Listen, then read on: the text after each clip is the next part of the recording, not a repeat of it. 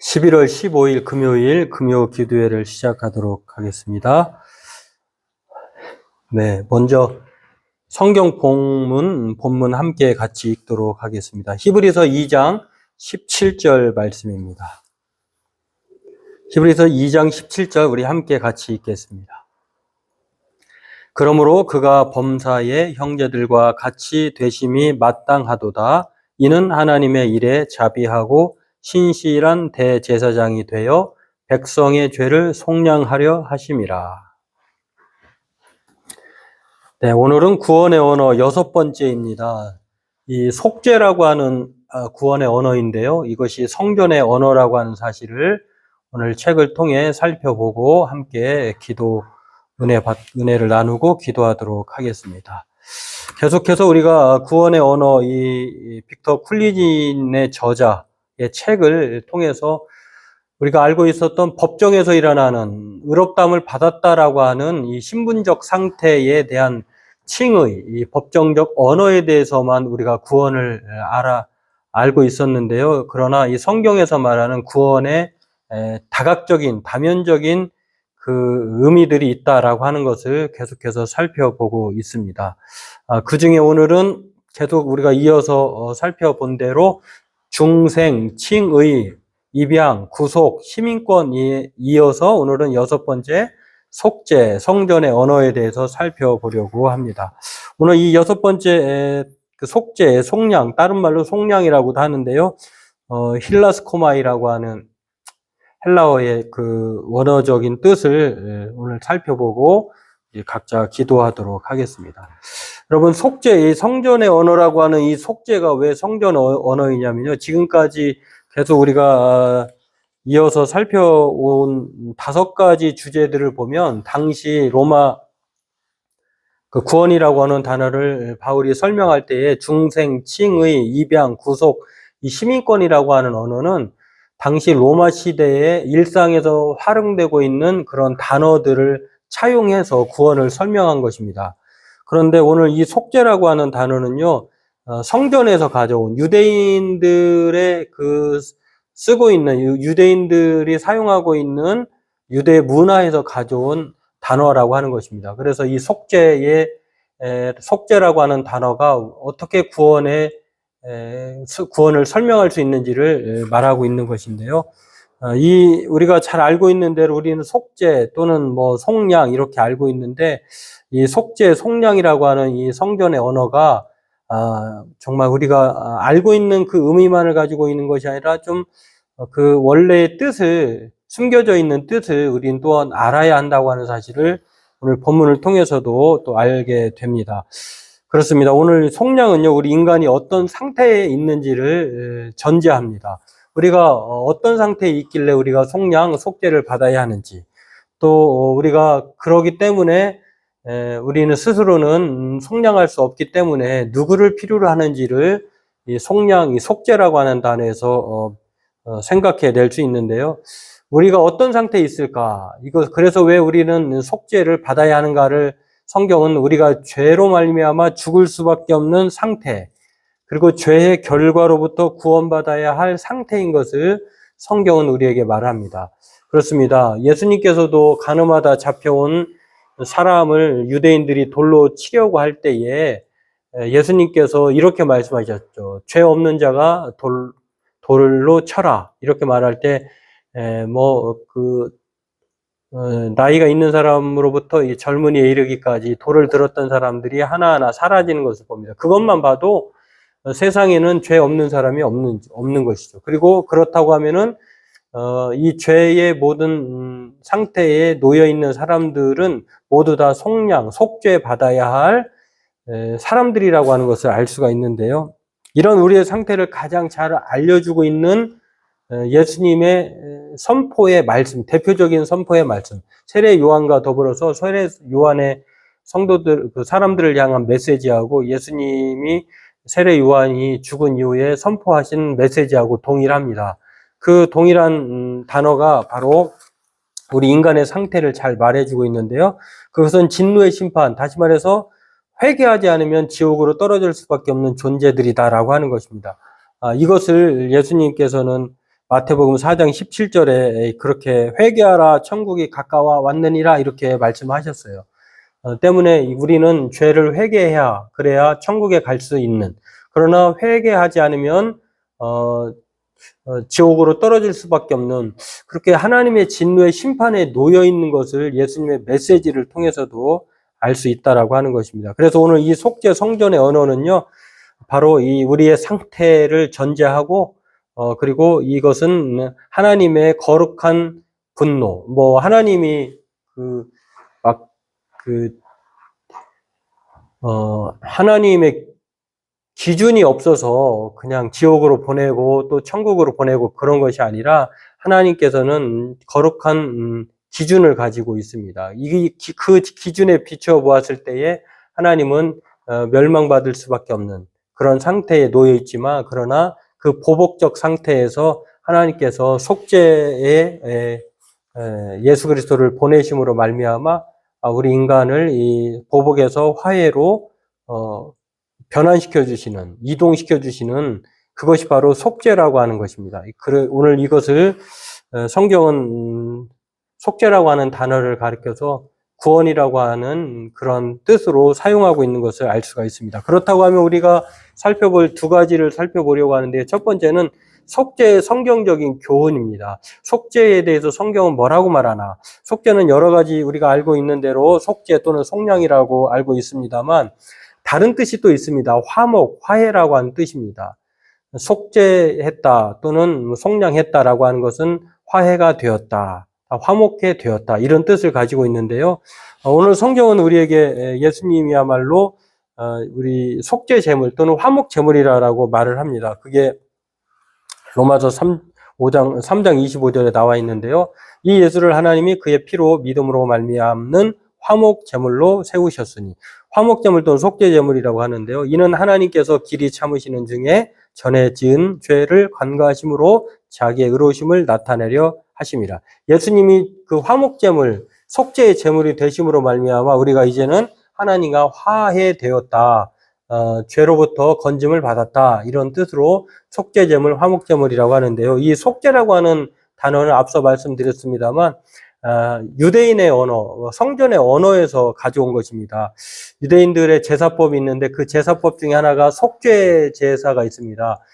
사람들 간의 죄를 하나님 앞에 용서해달라고 또 씻어달라고 할 때에 동물의 피를 이 속죄 씌은 자에 뿌렸는데, 이제 이것을 가리켜서 이 속죄라고 하는 단어를 가져온 것입니다. 그래서 이 속죄라고 하는 것은요, 바로 화목이라고 하는 말, 그리고 예수님이 우리의 속죄 제물, 화목 제물이 되심으로 우리가 그 예수님을 믿음으로 말미암아 이제 하나님의 진노, 거룩한 분노에서 또 화해케 되는 그 속죄의 상태에 놓여지게 된다라고 하는 것입니다. 그래서 이 속죄 화목은요, 성전의 용어이고 또 다른 뜻은 하나로 만들다, 진정시키다라고 하는 뜻이 있습니다. 물론 영어 성경에서도 NIV 같은 거는 것에서는 이 예수님의 같은 말씀을 가지고 히브리서 2장 17절 말씀을 가지고 속량하려 한다라고 하는 말을 다른 뜻으로도 사용하고 있기도 합니다. 그러니까 영어 같은 경우는 로마서 3장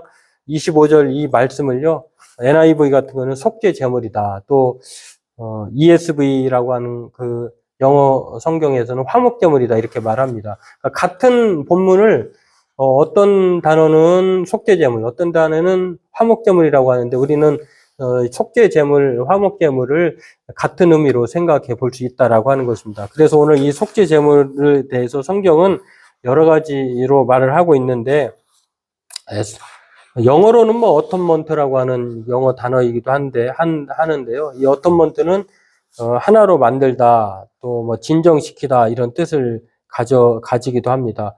다시 말해서 이제 속죄 제물, 화목 제물로 말하는 히브리어, 헬라어 단어나 그리고 영어 단어를 취합해서 종합적으로 생각해 보면 무언가를 배상하거나 바로잡아주거나 주어진 상황을 진정시킨다, 이런 뜻을 가졌습니다. 속죄라고 하는 뜻이 그렇습니다.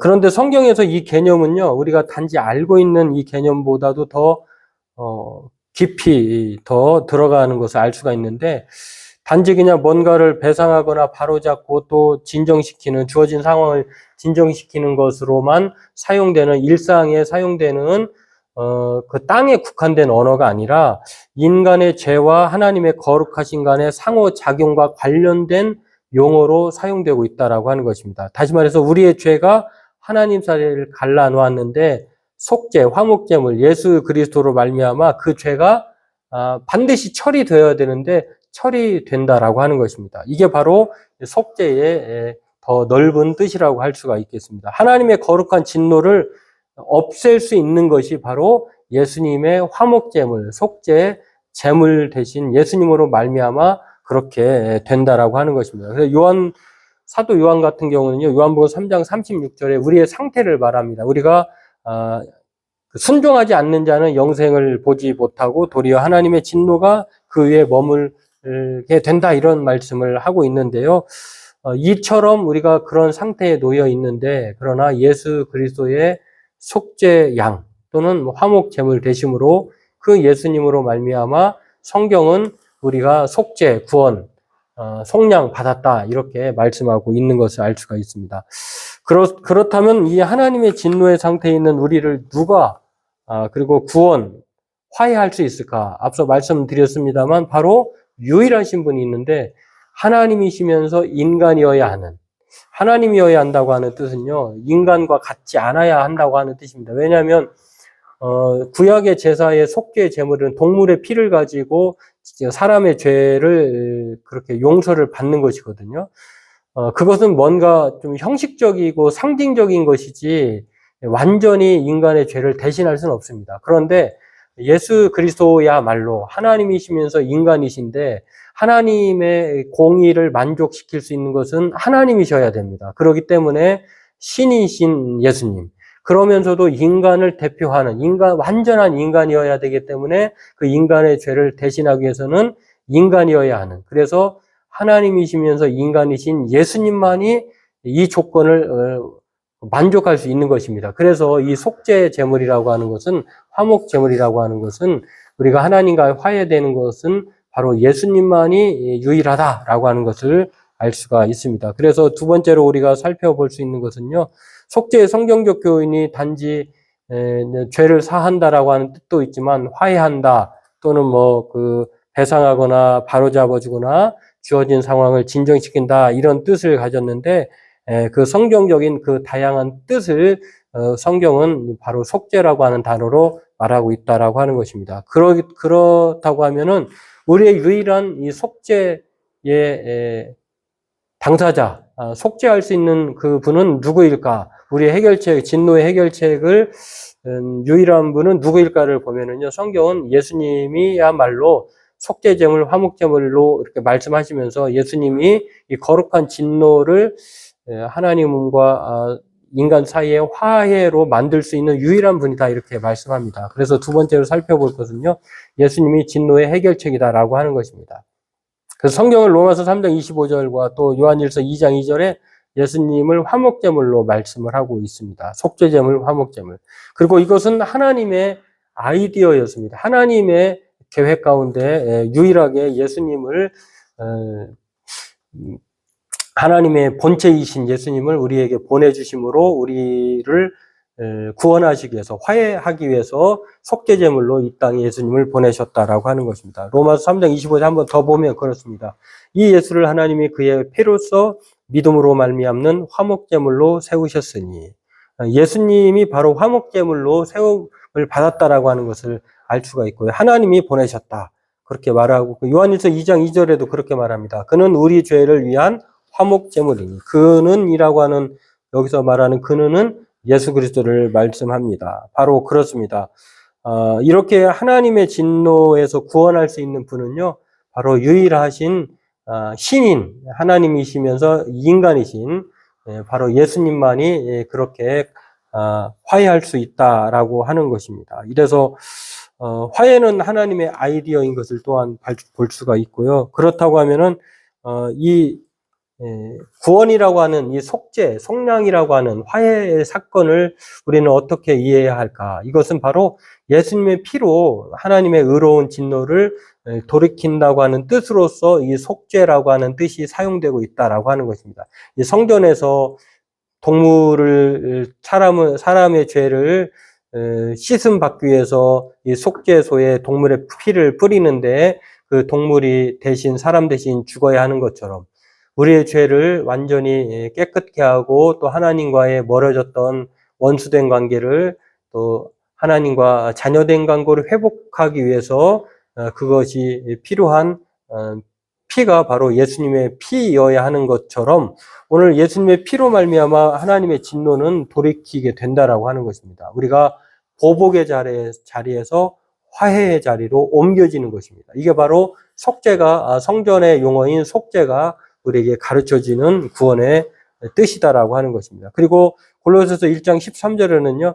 흑암의 권세에서 빛으로 옮겨진다고 하는 뜻을 가진 게 바로 속죄라고 하는 것입니다. 성경은 우리에게 이 속죄 화목으로서 하나님께서 우리를 보복에서 화해로 구원해 주셨다라고 이렇게 말씀을 하고 있는 것을 볼 수가 있습니다. 왜냐하면은요, 피가 없으면은 용서함이 없습니다. 히브리서 9장 22절에 이렇게 말합니다. 피 흘림이 없은즉 사함이 없느니라. 우리가 피를 흘리지 않고는 죽지 않고는 용서되지 않는다라고 하는 것입니다. 근데 그 피 흘림을 누가 하셨느냐?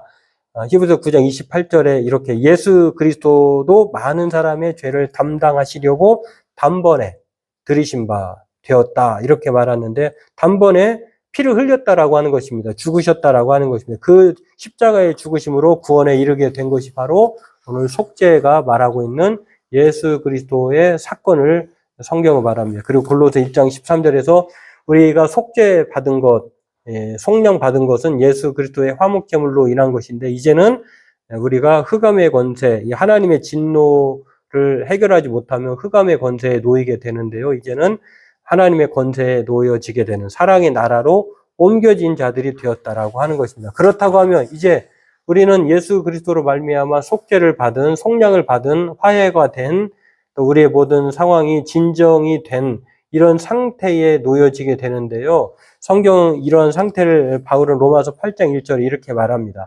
그러므로 이제 그리스도 예수 안에 있는 자에게는 결코 정죄함이 없느니라. 그렇습니다. 오늘 이 속죄라고 하는 이 성전의 언어는요, 구원의 또 다른 의미를 말해주고 있는 아주 우리에게 친숙한 용어이고 또 확실히 알아야 할 그런 내용이다라고 하는 것입니다. 그러므로 오늘 저와 여러분들도요, 이 속죄라고 하는 유대인의 성전의 언어를 통해서 구원의 은혜를 다시 한번 깊이 생각하고 하나님 앞에 감사하면서 속죄 받은 자로서 결코 정죄함이 없는 그러한 자유한 자로서 구원의 은혜를 입은 자로서 하나님의 자녀로 그렇게 하루하루를 감사하면서 또 우리 또한 속죄의 화해의 화신으로 화목케 하는 이 직분을 가지고 그렇게 날마다 하루하루를 믿음 안에서 속죄의 사람으로 사는 저와 여러분 되기를 바라겠습니다.